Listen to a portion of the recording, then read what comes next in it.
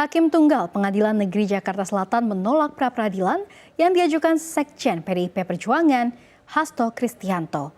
Status tersangka Hasto oleh KPK dinyatakan sah. Hakim menegaskan tidak dapat menerima pra-peradilan Hasto selaku tersangka kasus dugaan suap, penetapan pergantian antar waktu, anggota DPR RI periode 2019-2024, dan perintangan penyidikan. Sebelumnya, Biro Hukum KPK membawa 153 bukti ke dalam sidang pra-peradilan Hasto. 11 diantaranya merupakan bukti elektronik termasuk handphone yang disita dari pihak-pihak diduga terkait perkara.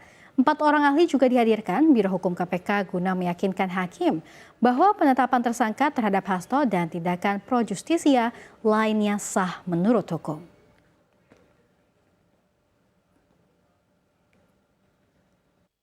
Menimbang bahwa oleh karena alasan tersebut, hakim berpendapat permohonan pemohon seharusnya diajukan dalam 2 permohonan pra-peradilan, bukan dalam 1 permohonan.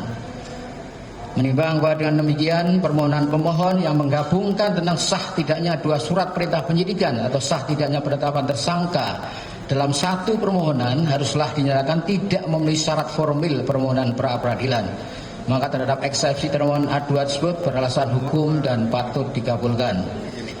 Menimbang bahwa berdasarkan berbagai pertimbangan hukum sebagaimana telah di atas, hakim berpendapat bahwa oleh karena eksepsi pada A2 dikabulkan, maka terhadap eksepsi termohon yang lain dan selebihnya tidak perlu dipertimbangkan dan diberi penilaian hukum.